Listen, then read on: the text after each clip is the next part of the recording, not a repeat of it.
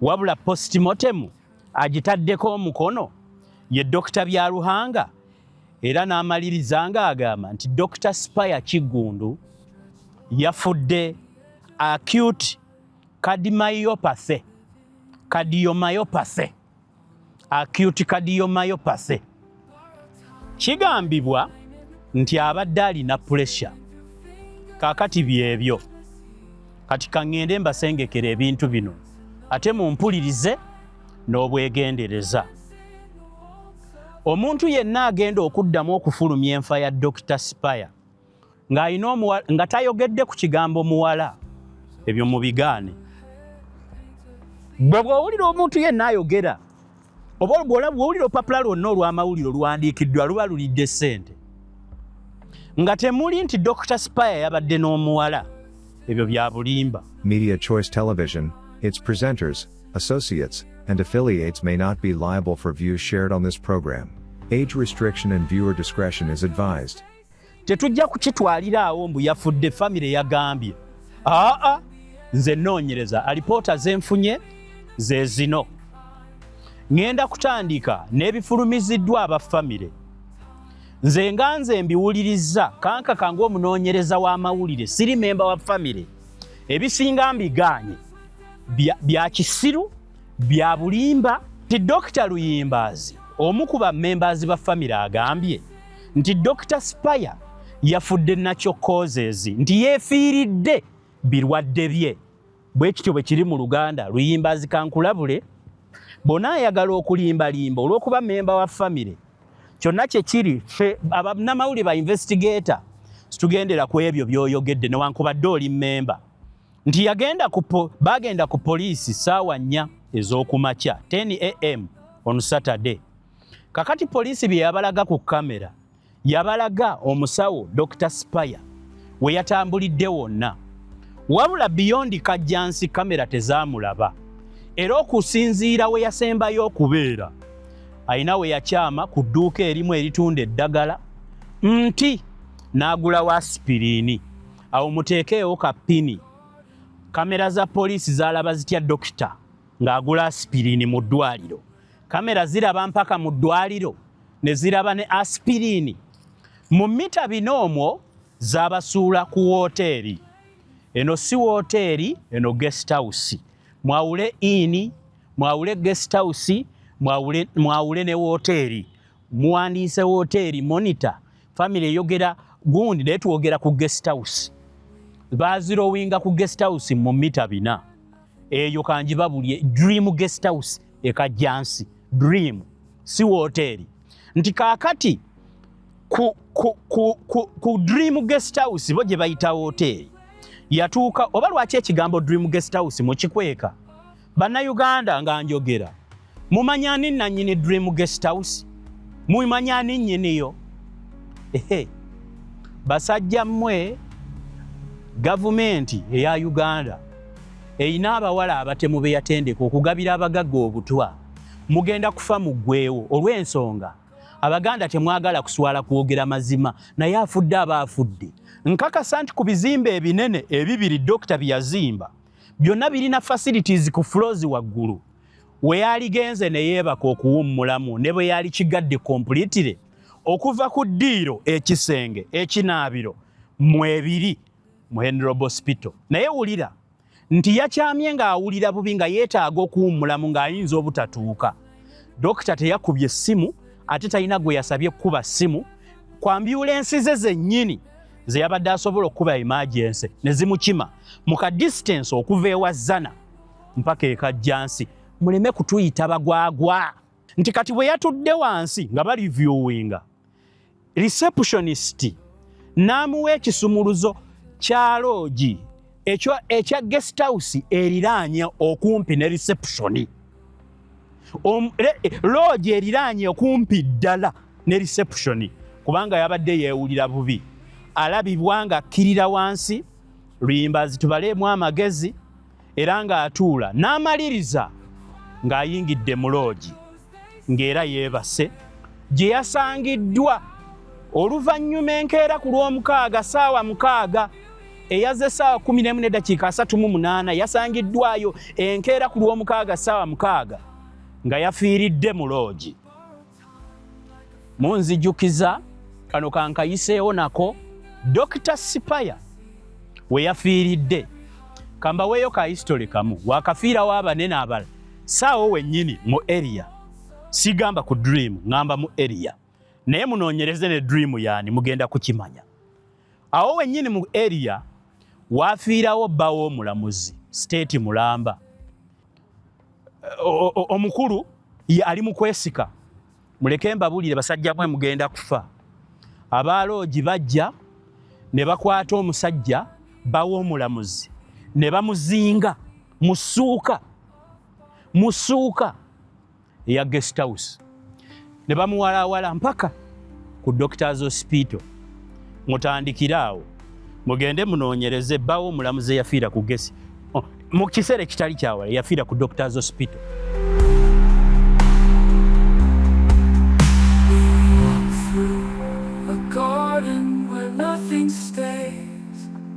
Each bloom wilts but leaves its praise. The symphony. Mbalamusizaako nnyo mwenna bannansi mugyebaliko gyonna egibateganya. Zolaga omulungi tezirwa nabasuubiza nti ngenda kuŋŋaanya alipoota zonna ezikwatagana ku nfa y'omusawo omugundiivu mu ggwanga Uganda era ye puroguraamu gyendeese olunaku olwaleero. Abadde tannaba kukimanya omusawo ow'amaanyi mu ggwanga Uganda era ng'abadde mwagalo w'abangi John Spaya Kiggundu yafudde.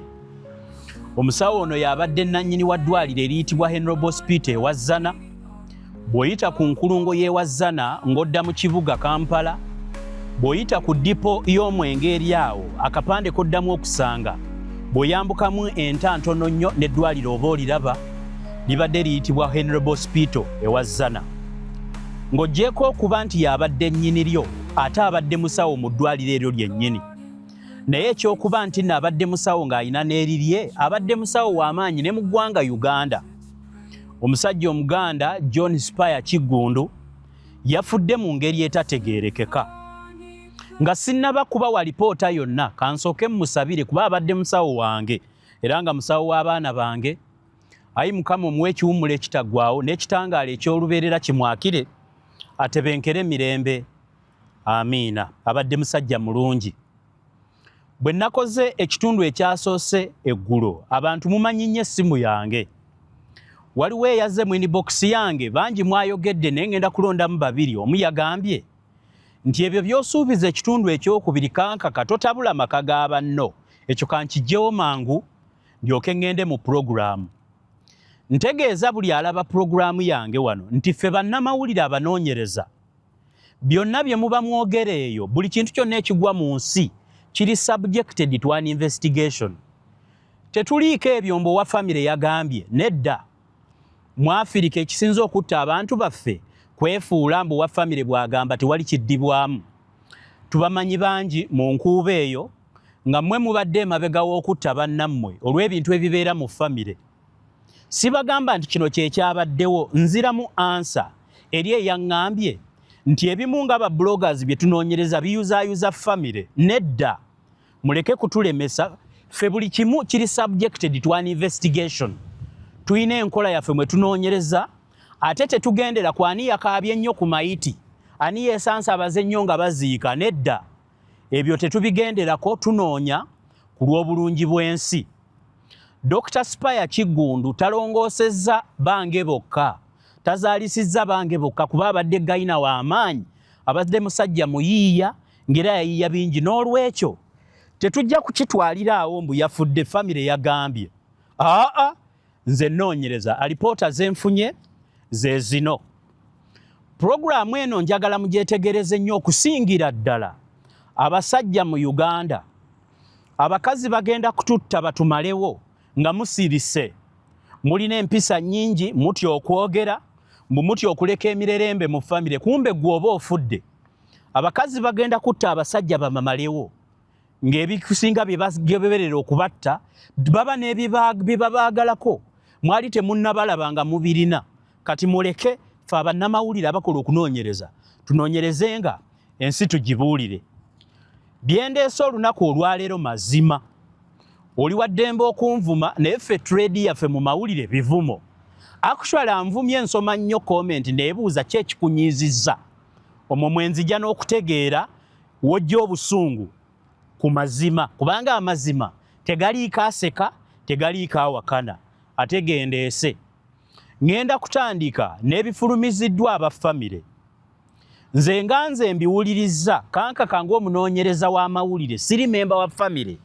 Ebisinga mbiganye bya kisiru, bya bulimba, temuteekawo bulimba. Dr. Spire abadde musajja mukulu, abadde tasula wammwe newankubadde abadde muganda wammwe. Mubadde muyina bye mumumanyiiko, ffe atulumyenga omusawo waffe. So n'olwekyo mwene bwe mukaabe nnyo ku mulambo ne mukola ki, ife abali eno ku lw'eggwanga tulina okunoonyereza yafudde ki. Tekiyamba mmwe mwekka nga famire, kituyambiramu ffenna abalina abaana n'abasajja abalina bizinensi. Kaakati kambabuulire, omugenzi omwagala w'abangi Dr. Spire John Kiggundu, famire bino byefulumizza, kambiyitemu lukwakwayo mbabulire facts kuba nzirina n'obutambi n'obujulizi kwebuli. Nti Dr. Spire Kiggundu nnumiddwa nnyo ebintu bino okulaba nga bifulumye ne mpapula lwa Monitor. Lwe lupapula lwensinga okwesiga naye mbategedde engeri Spire Ssentongo gy'abakolera mwalyagala okubikkirira ku lw'ekitiibwa kya famire olw'enfa ya muganda we bwe yafudde. Naye mubikkiridde, naye kye mutamanya amawulire gammwe gagenda wala, kuba nange kanka kage mawulire gensinga okwesiga bwe mugakozesa okulimba ensi muba mugyonoonye. Dr. Spire Kiggundu John ebyakwogerwawo nze byempakanya ebitundu 9 ku 10 bye bino, ate nga n'obujulizi mbulina. Nti Dr. Luyimbazi omu ku bammembazi ba famire agambye nti Dr. Spire yafudde natural causes, nti yeefiiridde birwadde bye. Bwe kityo bwe kiri mu Luganda. Luyimbazi kankulabule bona ayagala okulimbalimba olw'okuba memba wa famire. Kyonna kye kiri ffe abannamawulire ba investigator situgendera ku ebyo by'oyogedde newankubadde oli memba. Nti Dr. Luyimbazi agamba nti muganda we yafudde natural causes oba yeefiiridde birwadde bye, nti abadde alina obulwadde bwa high blood pressure era nti nno kwe kwavudde eyamusse. Nti Dr. Spire John Kiggundu olunaku lwonna olwokutaano yalumala alongoosa, yalumala mu theatre. Mbayitiramu olukwakwayo ku famire byeyogedde nga bwe mdeeta facts. Programu eno mugiwe obudde, saagala asagaasagana lwe mugenda okukakasa nti ensi gye mulimu yafa dead. That whole country Uganda is dead. Muwulire nti olunaku lwonna yalumala alongoosa era mu yagenda mu theatre yajjako essimu. Ebyo sibiwakanya. Kakati bwe yajjako essimu theatre yagivaamu ssaawa 11. Sikiwakanya kuba nange enzo omu yali atutteko omulwadde ne mumuwa okumulongoosa. Nzijjukira kye yakola, nkijjukira kuba nange yakannongooseza abalwadde wabanda baaba 2 abadde musajja mulungi. Nti mu theatre yavaamu ssaawa 11. Nti naye engeri gye yali ajjeeko essimu yafuluma theatre teyazzaako ssimu ze. Bwe yava mu theatre yagenda okulongoosa nga azijjeeko, which can be okay, naye teyazizzaako. Ku ssaawa nga 2 ez'ekiro agambibwa nti ku ddwaliro lya Henry Hospital ezzana yavaawo ssaawa 11. Kaakati ku ssaawa nga 2 ez'ekiro aba famire baamukubira ku ssimu ng'era essimu n'abaali bemwetaaga bonna nga tezinnaddako. Ekiro ekyo kyonna baakimala bamunoonya, era mu kumunoonya ku ssaawa nga 4 yababula ekiro kyonna. Mbayitiramu lukwakwayo nti kati ku ssaawa nga 4 ez'okumakya enkeera ku Lwomukaaga kyatuuka ne kibafuukira nga bakyekengedde, kwe kwongezaamu okunoonyereza intensive search ku ssaawa 10 am olwa Saturday. Yabula ku Friday ekawungeezi yava ku Henry Hospital ng'avudde mu theatre ssaawa 11, naye ssaawa 2 ez'ekiro n'ekiro kyonna baakimala banoonya. Ssaawa 4 ez'okumakya ku lwa Saturday nti baagenda ku poliisi nga beekengedde nnyo ne basaba poliisi ebalabireko ku kamera bwe yavudde ku ddwaliro yalazeewa. Poliisi bye yabalaga batekwa kuba baagenda Kajjansi ekajjansi eyo nze buli kimu kyembatera bagamba wano stories zonna sizikola naye zenkola mba nnyina connection zange mu buli kifo buli kyembagamba nkirinako obujulizi nti bagenda ku poliisi ssaawa 4 ez'okumakya 10 am on Saturday. Kakati poliisi bye yabalaga ku kamera yabalaga omusawo Dr. Spire we yatambulidde wonna wabula beyond kajjansi kamera tezaamulaba era okusinziira we yasembayo okubeera ayina we yakyama ku dduuka erimu eritunda eddagala nti n'agulawo aspiriini awo muteekeewo kapini. Kamera za poliisi zaalaba zitya dokita ng'agula aspiriini mu ddwaliro. Kamera ziraba mpaka mu ddwaliro ne ziraba ne aspiriini nti yagulamu aspiriini naye ekyo baakinnyonnyodde gye tugenda mu maaso nti kati bwe yakyama ku ddwaliro awo we yabulira baanarowinga search ne bagamba eri yavuddeyo ne wano teyatuuse ne baweza mita 4 ne batandika okunoonyerereza mu mita 4. Mu mita 4 omwo zaabasuula ku woteeri. Eno si woteeri, eno guest house. Mwawule ini, mwawule guest house, mwawule ne woteeri. Muwandiise woteeri monitor. Family eyogera gundi naye tuwogera ku guest house. Baazirowinga ku guest house mu mita 4. Eyo kanjibabulye Dream guest house ekajjansi. Dream si woteeri. Ebyo si byabwe ebyo byange. Kati bwe bazirowinga mu mita 4 baakizuula nti we yabulidde ssaawa nga 6 nga banoonyezza around midday baasanga emmotoka ye ng'epaakinze ku gye bayise woteeri naye nze mbagamba Dream guest house. Kaakati ku Dream we baasanga emmotoka ye kati mu mmotoka ye baasangamu empeke. Mu mmotoka ye baasangamu empeke. Mujjukire bagambye baamulaba nga akyama era ne bamulaba. Kakati bawo obujulizi nti mu mmotoka baasangamu aspiriini ng'amumize. Simanyi oba emmotoka yalimu bagiyita batya black box kwe baakebedde vidiyo omusawo ng'amira aspiriini. Kuba bagamba baasanga mu mmotoka aspiriini ng'amumize. Naye ye teyaliimu baasanga mu mmotoka wabula bagamba yali amumize. Kankitwale nti osobola okulaba empeke ennyigeko nga nannyinizo ye yazikozesezza. Naye ku leve ey'omusawo katugende mu maaso tunaabye ennyonnyola. Kaakati bano bagamba nti ku woteeri eno ngamba Dream guest house yayingirawo ku ssaawa 11 n'eddakiika 38. Kati mubaleemu abantu abamanyi jjaamu ali ku luguudo lw'ewazana mwenna abavuga emmotoka nze abagamba ku luguudo olwo kwembeera nkolera eno naye ku luguudo kwempita ewazana wakati wa Freedom City naye kajjansi okutuuka ku Dream bagamba yavugirawo eddakiika 38. Mwenna mukimanyi ekibeera ku luguudo olwo ku Lwokutaano okuviira ddala ku nkulungo eya Kibuye. Kati njogera n'abategeevu saagala kwogera n'abasirusiru. Mumanyi jjaamu abeerawo ku Lwokutaano okutandika ssaawa 9 okuva ku roundabout y'Ekibuye kwata kkubo eryo lyonna kati gambawo wonna yayitawo katutandikire ku Honorable Hospital y'enkulungo eyaawa eyewazana. Bw'oba ova ku Honorable Hospital ng'ovuga mmotoka togenda direct oddayo wali ku Batabata n'oweta n'oddiramu eri side ebeeramu jjaamu ne wogatta bw'oti n'ogenda. Ne bw'oba oyanguye nnyo ekyaddala mpozzi nga dokita yayina akagombe nga baali bamuwerekera katukitwale era sijja kwegeziwaza bagambe nti tewaali jjaamu wabula bagamba ez'eddakiika ku musirikale oyo omuwanvu musajja mukulu ayimirira naawe wennyini ekajjansi ku poliisi osobola ozimala mu nkulungo eyo flyover. Actually Museveni bw'aba yajja osobola okumalawo essaawa 3 mu eyo jjaamu naye sijja byonna kubyashuuminga mbawa kifaananyi nga tugenda okudisikasinga abamanyi eyo area nti kaakati ku Dream guest house bo gye bayita hoteeri yatuuka oba lwaki ekigambo Dream guest house mukikweka bannayuganda nga njogera mumanyani nannyini Dream guest house mumanyani nnyiniyo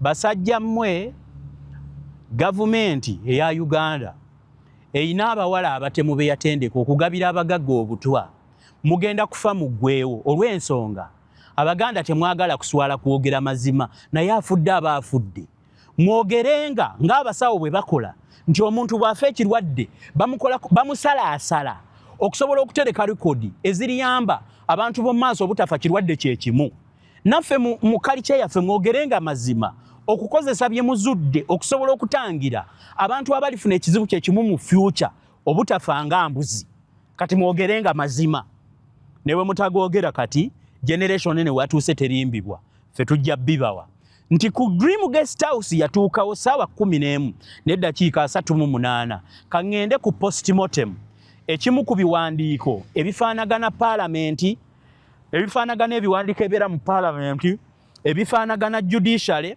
ekimu ku bissa eggwanga lyaffe postmortem alipoota ezigulwa ez'ekisiru ekitabangawo ezireetedde abantu okuyombagana n'ensi yaffe okusigala emabega 1 mu medicine nga tetusobola kunoonyereza kikyatta muntu kubanga abasawo bakonsiringa information nga bamaze okulya ssente ekyokubiri Abaganda okwefuula nti muli bakitalo nnyo mmwe muli bampisa nnyo ne mutabulira naye tugenda kusigala tufa ng'abasajja ab'amaanyi abalina ke beekoledde nga Dr. Kiggundu nga batufaako olw'obusirise obukulupya n'okwagala okulimbalimba katugende ku postmortem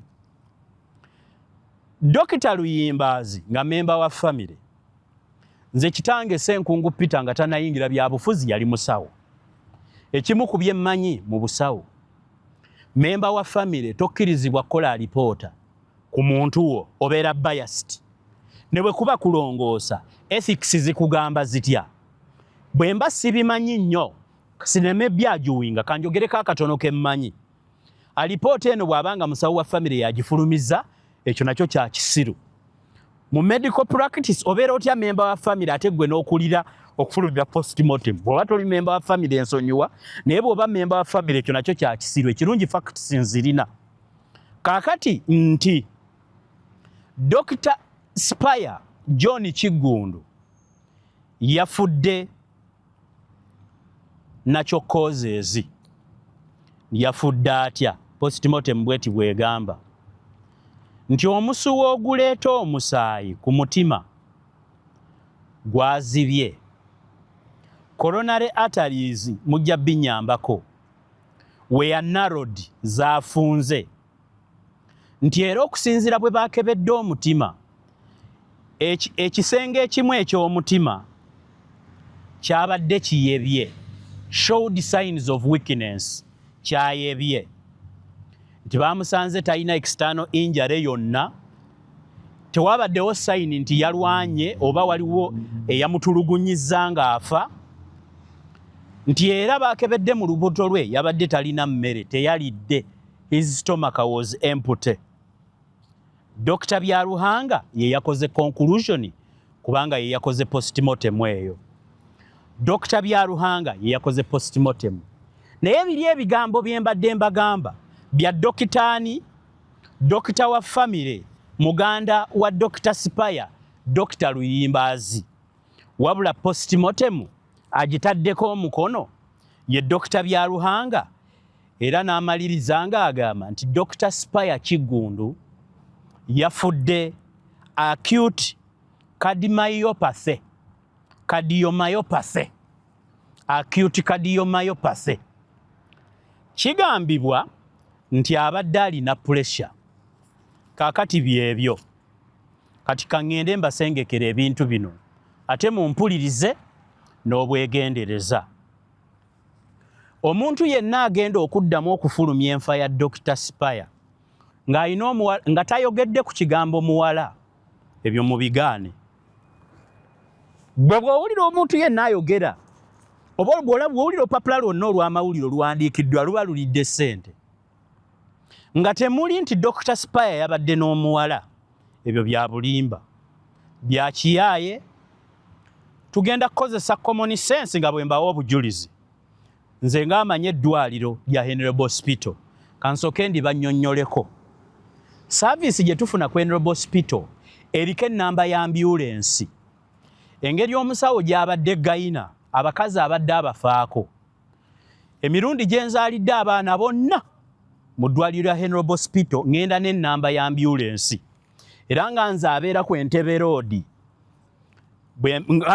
Entebbe Road nakibala nti Doctors Hospital ddwaliro ly'abagagga sirisobola kangende wa Spy ewa Zana ebimu ku bye babadde bampa ya ambulance eyembagirawo ekola essaawa yonna ate nabalamu nga mukazi wange bw'aba n'olubuto n'afuna obuzibu mu ddakiika 3:5 eba etuuse e Katale gye mbeera nze mbeera Katale ku lw'Entebbe ekyo kimu kaakati bagamba nti nno omusawo yatuuse ku Dream Guest House era bagamba nti baamulabye ng'akyama ku dduuka si ku ddwaliro they said a shop sagala bigambo byabwe biruma a shop naye kantwale nti yagendedde ku ddwaliro but for them they said a shop yakyamye ku dduuka n'agulawo aspirini nga bwe mbagambye nti ndi mutabani wa Ssenkungwe eyali omusawo nga tannayingira byabufuzi ebimu ebintu ebitonotono nabimanyaako temugenda kutubuzaabuza sigamba nti bye ŋŋamba bye byenkomeredde naye kati kambabuulire nti omusawo bwe yaguza aspirini n'amubira aspirini yabadde agenderera okumukkakkanya ku mbeera eya puresha mujjukire Henry Hospital eri wa Zana Dream eri Kajjansi ka distance ako mulaba nga kikola amakulu omusawo omukugu nga ffe abalwadde batuweereza ambulance mu sekendi n'etukima mazima ddala okubanga yabadde tafuafunamu obuzibu obwamutuusizza muwulire nti yakyamye ku Dream Guest House era yatuukidde ku reception era bwe ba reviewings obutambi bwa Dream Dr. Spy atuulako wansi ng'alabikanga omubiri guli wiiki ku Guest House yatuddeko wansi nti era ekyamututte ku Guest House bwe yeewulidde ng'awulira bubi ng'ayinza obutatuuka n'akyama ku Guest House ku Henry Hospital mbawa kano Kasavo na Kanyama waliyo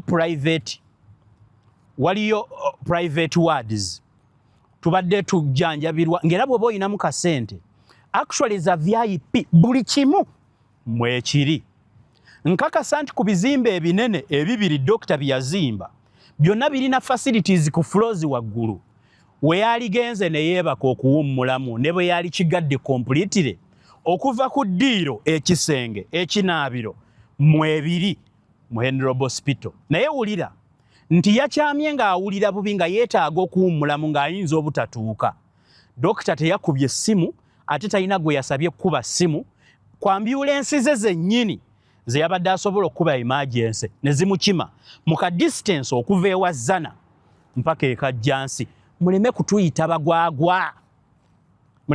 bagwagwa nti kati bwe yatudde wansi nga bali viewinga receptionist n'amuwa ekisumuluzo kya lodge ekya guest house eriraanye okumpi ne reception lodge eriraanye okumpi ddala ne reception kubanga yabadde yeewulira bubi alabibwa nga akkirira wansi luyimbazi tubaleemu amagezi era ng'atuula n'amaliriza ng'ayingidde mu lodge ng'era yeebase gye yasangiddwa oluvannyuma enkeera ku lw'omukaaga ssaawa 6 eyaze essaawa 11:38 yasangiddwayo enkeera ku lw'omukaaga ssaawa 6 nga yafiiridde mu lodge munzijukiza kano kankayiseewo nako awo wennyini e Kajjansi abasajja mugenda kufiirawo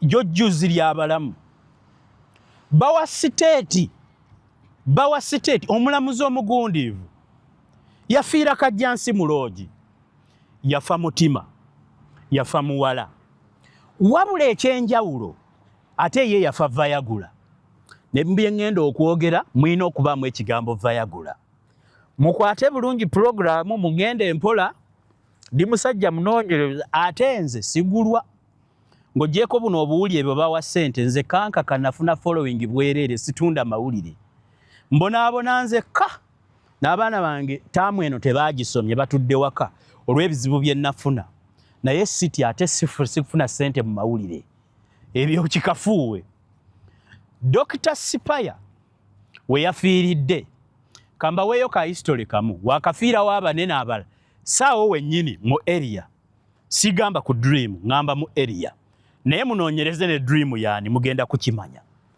awo wennyini mu area wafiirawo bbawo omulamuzi state Mulamba yayina omuwala gwatutte mu loogi naye bambi omuwala ye yali agenze ndowooza ku ssente omupiira guba gwakakwajja Foden Man City aguwadde De Bruyne agukubye empanvu wa Haaland dakiika tezaawera 15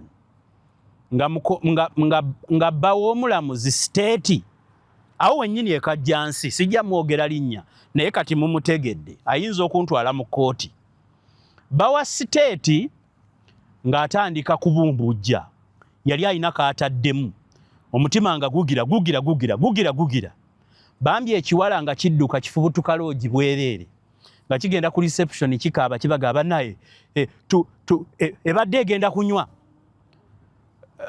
omukulu ali mu kwesika muleke mbabulire basajja mwe mugenda kufa abaloogi bajja ne bakwata omusajja bawo omulamuzi ne bamuzinga mu ssuuka eya guest house ne bamuwalawala mpaka ku Doctors Hospital mutandikira awo mugende munoonyereze bawo omulamuzi yafiira ku gesi mu kiseera kitali kyawala yafiira ku Doctors Hospital yafiira mu loogi mu dakiika 15 eza first half Haaland goal omupiira gwava Foden n'aguwa De Bruyne olwasindika empanvu ne lumalamu omusajja teyafiira ku loogi kwennyini bamuzinga essuuka biwala ttaka nga bamukanyuga ku reception teyatuuka na gye bamujjanjabira yafiira ku reception kwennyini oyo omu eyafiira mu Nansana Inn director wa ssomero ate mu kiseera mwe yafiira mwennyini baali balina enkaayana ku ssomero yakeera kunywa kacaayi ekiwala nga kimuteeramu mpeke kyo baakikwata omulambo baagulinda mpaka kawungezi nga bapangisa mmotoka nga bagusuula mu lutobazi luli eringa eggobero ng'ogenda e Busunju oyo naye yafa makkati yali muzannyi wa makkati kaakati mu kufa okwo kanzireyo ku Dr. Spire Kiggundu mwegendereze njongera okukikaatiriza bannayuganda muba temumpulidde rawudandikiriya kambaddiremu mu ddoboozi ery'omwanguka mu Uganda mulimu abatemu bakazi bawala banyirivu nnyo beevuga ebika by'emmotoka bye mutasuubira mu buwala babirina bakolera nnyo mu bifo ebisanyukirwamu kasita bakulaba ate bakulondoola kakati enzita y'abasajja abalina ke mwekoledde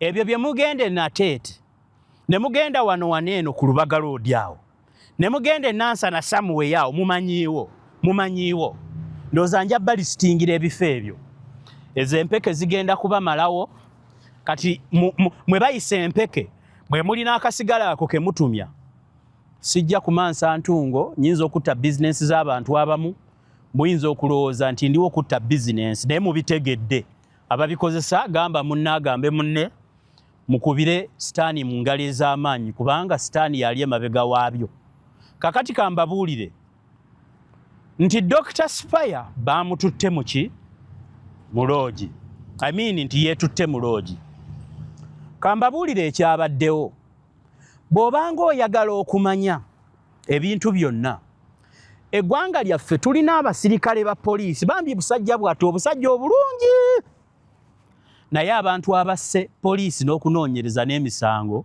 be bano abali ku ntikka abagulwa owa poliisi muyite crime scene officer oba gwe bayita scene of crime officer soko bw'atuukawo awandiika executive okusinziira ku bye nafunye soko si ye yabiŋŋambye nedda Dr. Spire yenna omuwala oyo gwe mubikka w'amaanyi yonna omuwala eyasse Dr. Spire oba eyabaddewo ng'afa gwe mubikkirira alabika muwala wa muntu munene nnyo mumubikke naye mu kooti y'abantu ba bulijjo tugusala kasita mutayogera ku muwala yabadde na Dr. Spire mpozi nga yabadde musawo w'Enrobe nga mulina kye mukweka oba nga yabadde muka musajja bwe mutakyogerako ensi egenda. Dr. Spire yayingidde mu Dream Guest House ng'ayita mabega, yazze atambula ng'alina omuwala.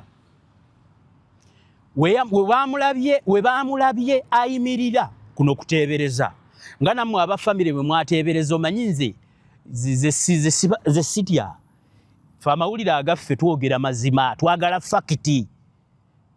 Muwulire we yakyamye yaguzeewo testing strip obuno obukebera siriimu era mu loogi bwasangiddwayo bu strips bumeka bubiri. Dokita yadde ayagala kwekebera mirundi ebiri oba status ye tagimanyi.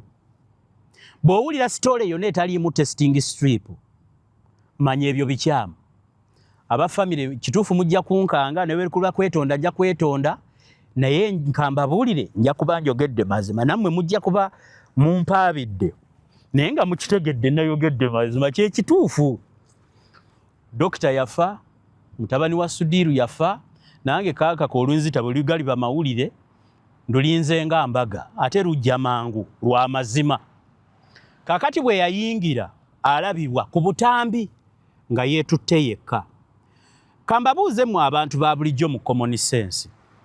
Omusawo awangadde n'ekirwadde kya pressure mulowooza mu mmotoka nannyini ddwaliro ayina ebyuma ng'aliwooka ate kulirye si wajjanjaba ajjanjabye akoze successful operations ezisukka mu 2,000 musajja muyiiya.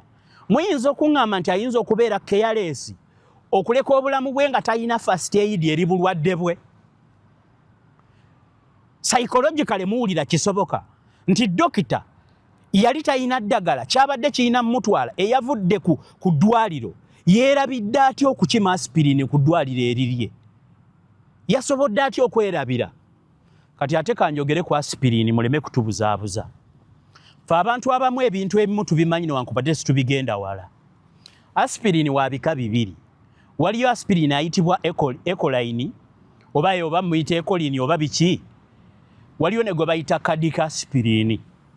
Bw'abanga dokita yabadde alina ekirwadde kya mutima kankitwale nti yaguze cardiac aspirini. Cardiac aspirini akola ki?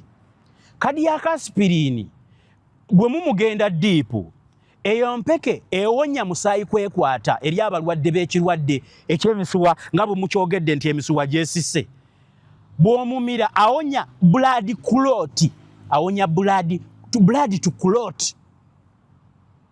So talina kyeyabadde asobola kukola kupampinga na kuleeta musawo ono musawo mutima kumutta. Nedda bwe kiba kisoboka lwe ya keesi muginoonyeze ate muginoonyereze eddagala. Kati n'ebya sipirini dokita Byaluhanga yonna gye wasomera obusawo nga oli dokita by'otugamba nabyo bya kisiru. Aspirini kikaaki ky'ogamba omusawo omukugu nga n'obulwadde bwabumanyi yeegulidde eddagala limutte naye mwogera ebintu eby'ekisiru. Mwina ebintu bye mwogera siriyasire ensi neekwata ku mumwa. Ky'ogamba ssebo omusawo ye yabadde takimanyi anti yabadde kwempute stomaka. Omusawo omugundiivu nga n'ekifo gwe yagenzeyo yayise mu lw'emmanju kitegeeza bamumanyi. Lwaki teyatumiza ebyokulya? Why was he an empty stomach? Omuntu asobola okubeera bize era n'abeera nga tannalya naye ate omuntu eyeemanyi nti obulwadde bwange. Omusawo omukugu ng'alina kuleva eyozimba eddwaliro ly'Enrobe ffe mwatujjanjabe ne tuwonera kyova sikyaddayo. Spire ke yafudde sikyaddayo era nze mumponye ab'Enrobe nsiibudde.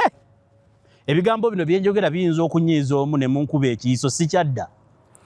Ne bwe n'abasange wala njakukola nga mirundi yaŋŋamba ye bw'aba agenda mu ddwaliro yayambalanga ekikooti ate agenda mu ddwaliro gye batamumanyi kikooti n'akiteekako n'ensekere. Nange bwe ŋŋenda okufuuka kambabuuze temutugamba bya kisiru Byaluhanga ne Luyimbaazi temutubulira bya kisiru. Omusawo omugundiivu alina n'eddwaliro erijjudde eddagala amabokisi n'amabokisi ge tujjaawo ku famasi ge tugula ku famasi tamanyi eddagala lyalina kumira nti lyagenda okumira lino liyinza omuleetera pressure n'erinnya abadde talimanyi. Alyoka agenda agula aspirini amulinyise pressure emisuwa gyekwate ekisenge ekimu eky'omutima kinafuwe afe. Temutulimba nti mwe mutegeere nnyo ebintu bye mwogera situbikkiriza.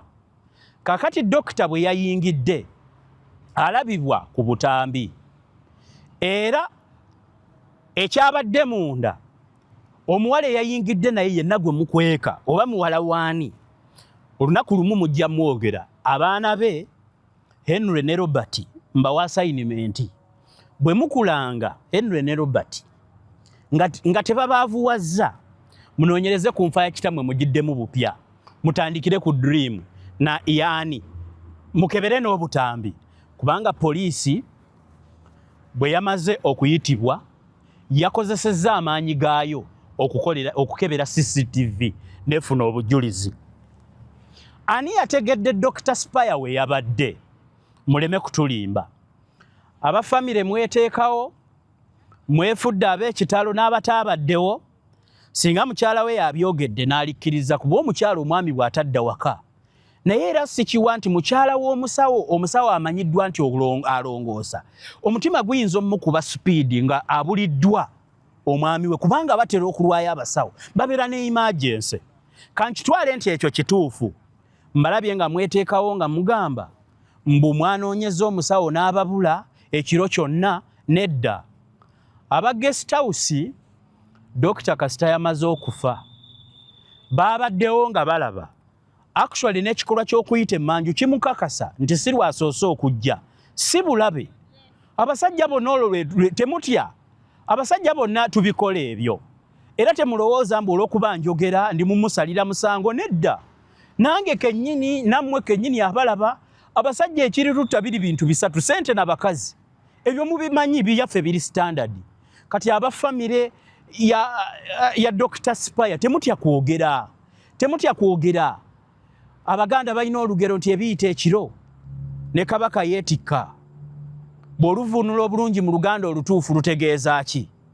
Abasajja ffenna internationally si Uganda si Baganda si Banyankole balina ssente si Bakiga ffenna olwaffe luli lumu. Oba oli agenze mu loogi oba ayiribye muka musajja oba ayiribye mwana wa ssomero oba bibadde bitooke oba mmotoka abasajja lwero tetulwewakana era temukwatibwa nsonyi kwogera. Abasajja twongere omulimo gwaffe ogwo ogw'omu mutwe twongere okuguteekamu obwegendereza kubanga mu Uganda mu mulimo gw'omu mutwe ogwo gwe tukola ogwo gwe tumanyi nga buli musajja ogumanyi ate gavumenti mwe yayita okuteeka abagendo batemula babatwalire ebyammwe katulina okugukola nga twogera amazima nti owaaye ogwatta munnaffe gwaggwa bwe guti gwe gwamutwala tusobole okugutegeera temwekwekerera. Nammwe abakazi abalaba vidiyo ne mukimanye bye muliko mu maka byebyo so saagala ate mulowooze nti bwe munaabikkirira ennyo nti ku lw'ekitiibwa kya famire nedda mukonsiringa information fe abasajja n'omulimu gwaffe ogw'omutwe gye tusobola okukozesa okwetangira omupiira ne Arsenal Man U ne gukwata bulungi Man City ne gutambula naye nga twewaza okufa ku lw'obulungi bw'abaana baffe ne bakyala baffe. Ate dini y'obusiraamu yakitereeza omukazi ne bw'obuba ennyo omusajja tomumala kituufu kimanyiddwa gamala kuggwa n'osigala awo wamu we weetoololera so ebigambo byenjogedde by'abasajja anyiize ne bwali bafaaza ampolereza naye akimanyi. Kaakati kanzireyo ku nsonga. Dokita we yagenze ku ddwaliro kiteeberezebwa yaguzeewo testing strips era omuwala alabibwa ng'afuluma. Dokita n'asigala. Abaabuulidde abaategedde omuntu waali baabadde ba guest house era poliisi ye yazze n'oluggi ne balumenya ne scene of crime officer bw'aba simugule n'omuteeka wali ebbali n'omubuuza asobola okubuulira ekyabaddewo kubanga abasajja abo be mulaba abali mu poliisi baba ne fayiro entuufu.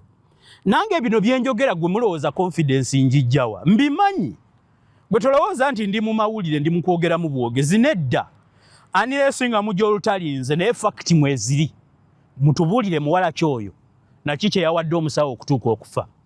Kakati kankutegeeze biki byembadde empakana. Byembadde empakana bye bino. Ekisooka mu common sense tekikola nti omusawo alina ambulance yawulidde bubi ate n'akyama ku loogi yeebake ng'eddwaliro limuli kumpi obudde bw'ekawungeezi ewantu wakwata jjaamu liba kkubo liva Kampala kudda eno kudda Ntebe eryo likwata jaamu bw'oba ova Kajjansi ng'odda eri ku Enirobo jaamu tabeera mungi era osobola okuvugawo era jaamu osobola musanga ku Nebalami Mayanja n'oddamu n'omusange wazzana ku rawundi naye atamangu ataawo aba atuuse ku Enirobo kiki ekyaba katugambe nti amaanyi agavuga yabadde tagalina omusawo alina ambulensi ffe tubadde tugitwaliramu abaana katugambe nti mu guest house mwe yagize yabadde asobola okuddayo ne yeebaka yabadde asobola okukuba essimu yabadde asobola okugamba aba guest house mutuweeyo rekodi yemu omusawo gye yakubye oba n'atumye eddagala oba ekyokulya byonna bimwogedde bya kisiru omusawo ebyamusse birina kuba bibiri omuwala ateekwa kubanga bwe tuba tuteebereza ye yamutemudde nga bwe gwali kuwe Nansana ng'era bwe gwali mu Kajjansi wennyini ku Bawa State Mulamba Bawa State Mulamba yafiira mu loogi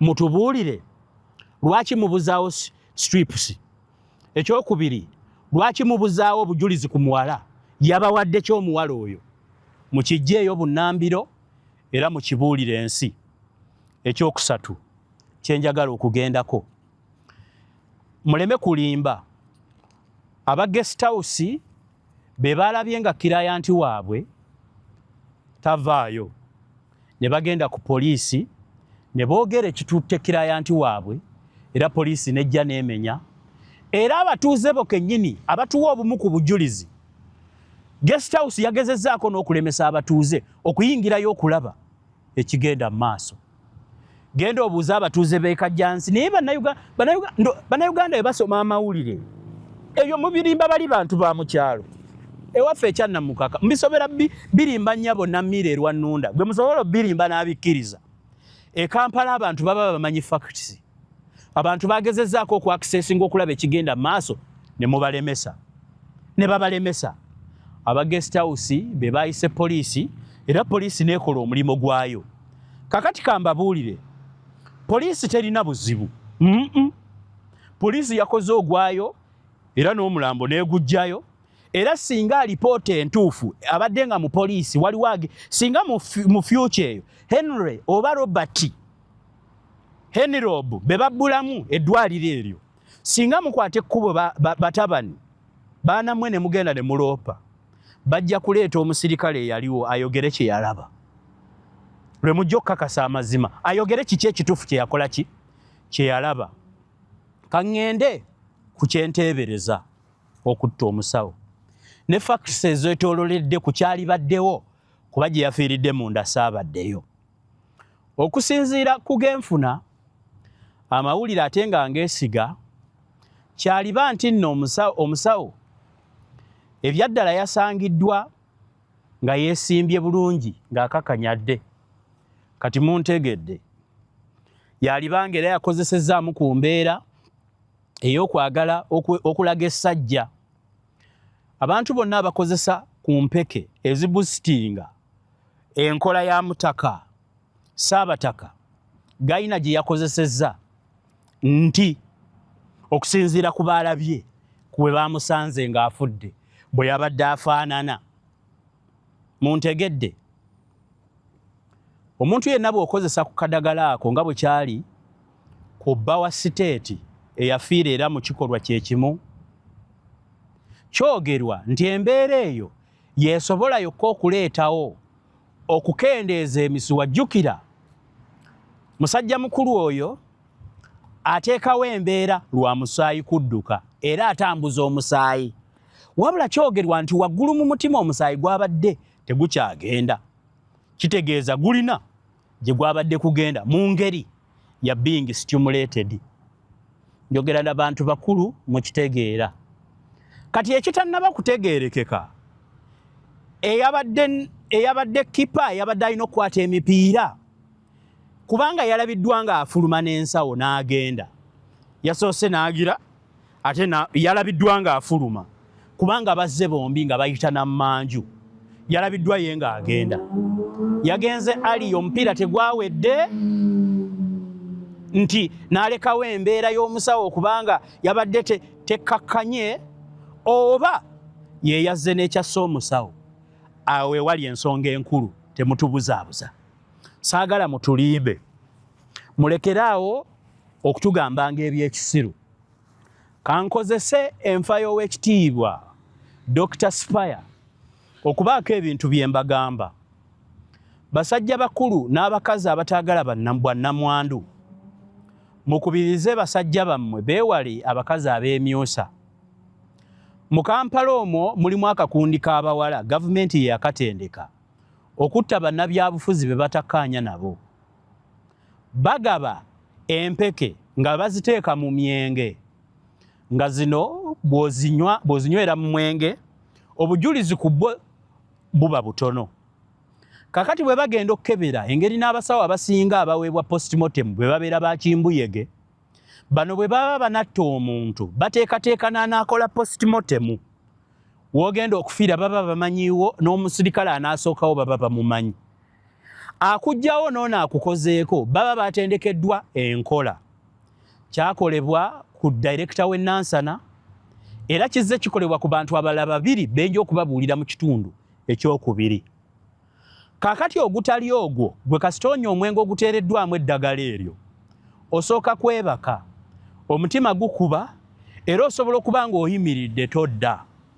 Toddira ddala, ebyaddala ne bw'osangibwa nga toyimiridde, bw'onaaba ogwa mu kinaabiro, bwe weebakamu katono, lutwala lumu, oddamu kulaba malayika.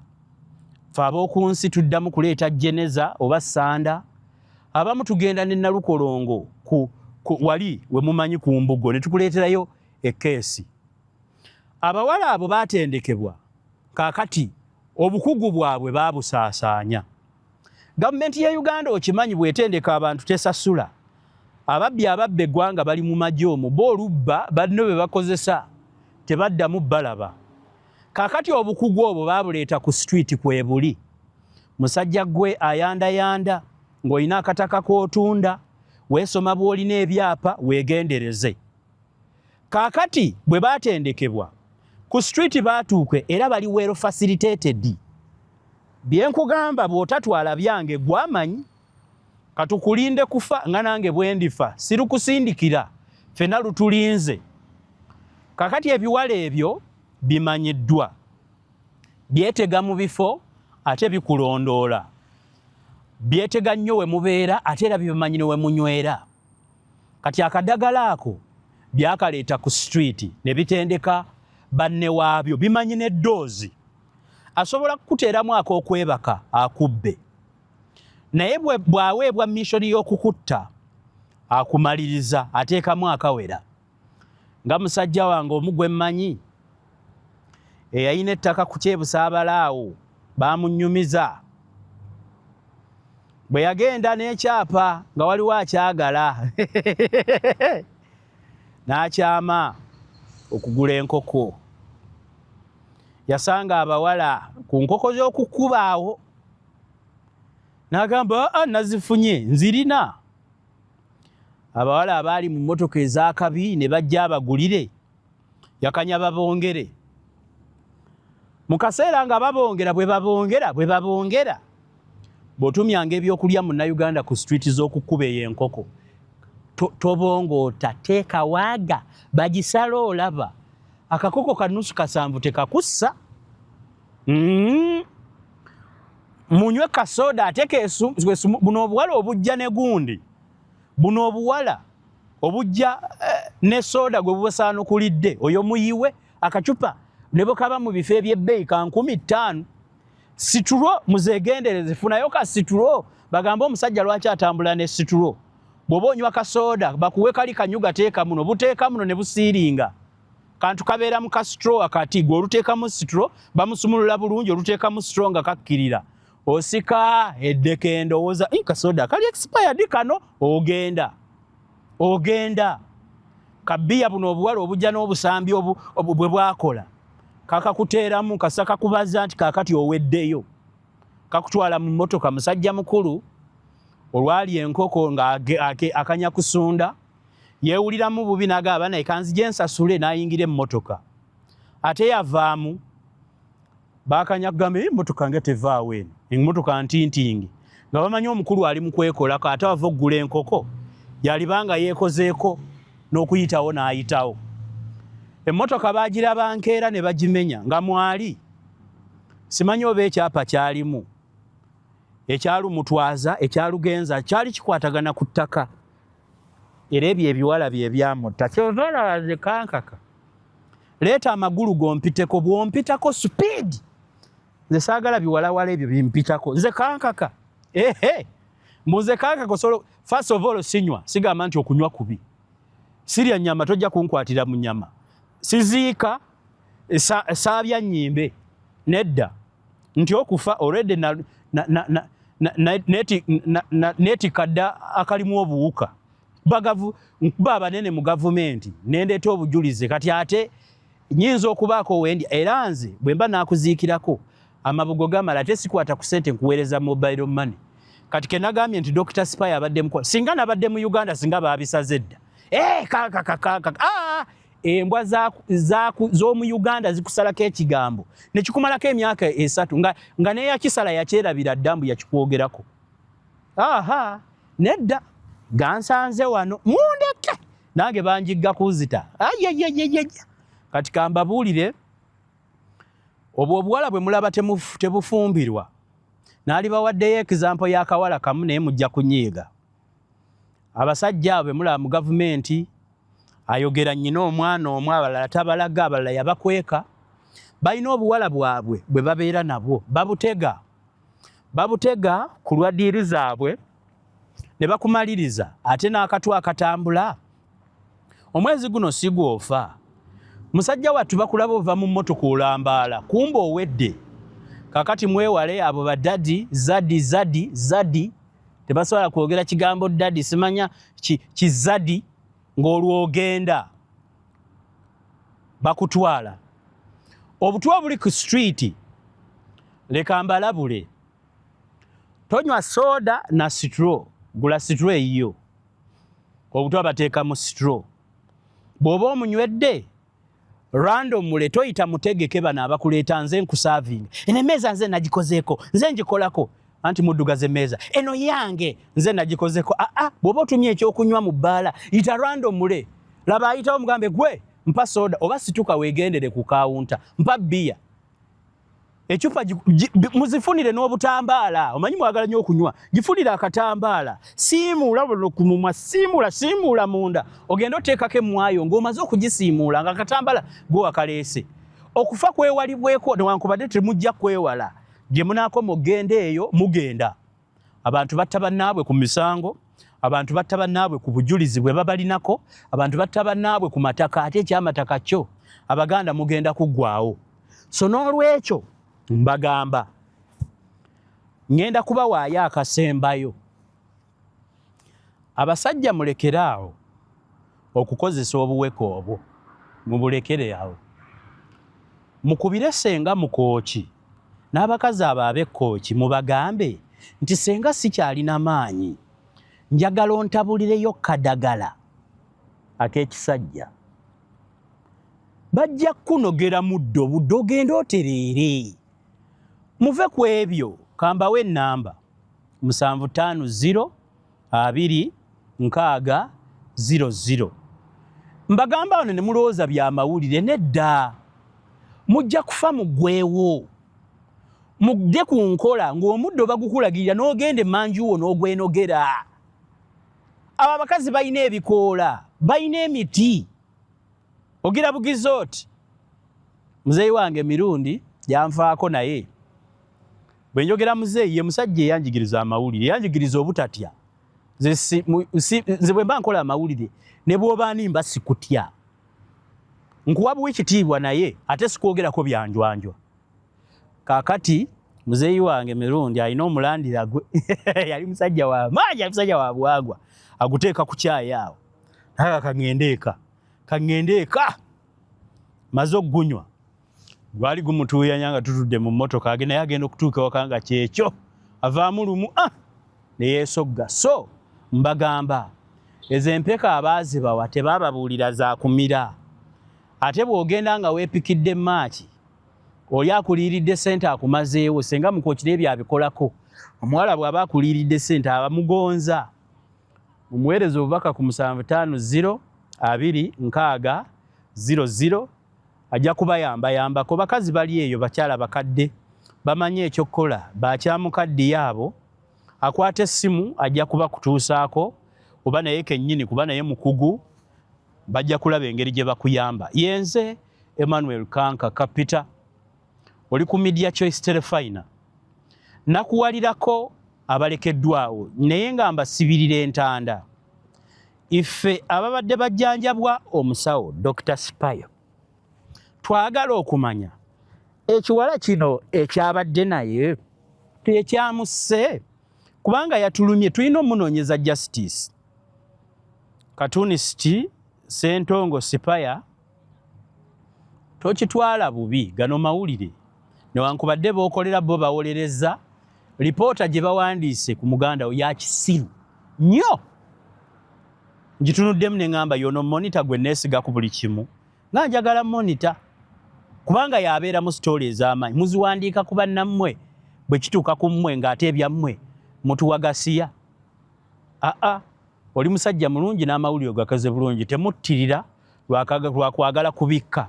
Ekitiibwa kya famire kijja kusigalawo for generations.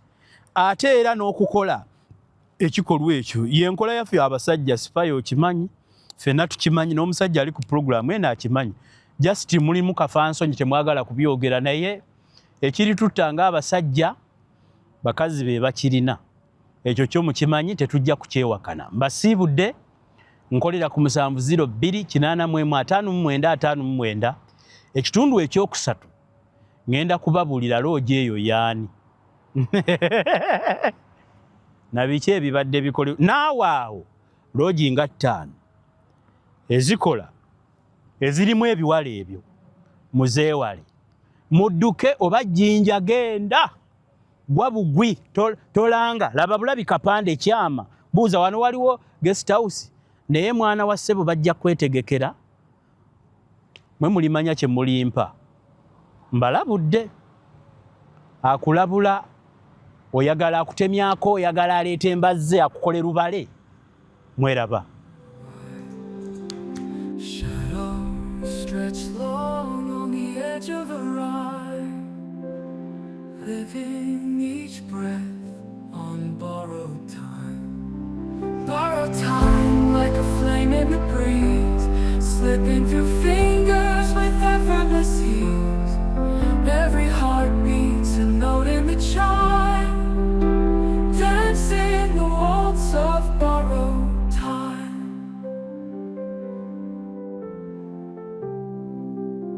Stars overhead paint a fleeting glow, moments like waves that come and go. The earth still spins, no reason, no rhyme. We're passengers here on borrowed time. A choir of echoes, they sing in despair. The weight of the hours hangs in the air. But oh, what beauty in the fleeting climb, life's masterpiece on borrowed time. Borrowed time like a flame in the breeze, slipping through fingers with effortless ease. Every heart beats a note in the chime, dancing the waltz of borrowed time.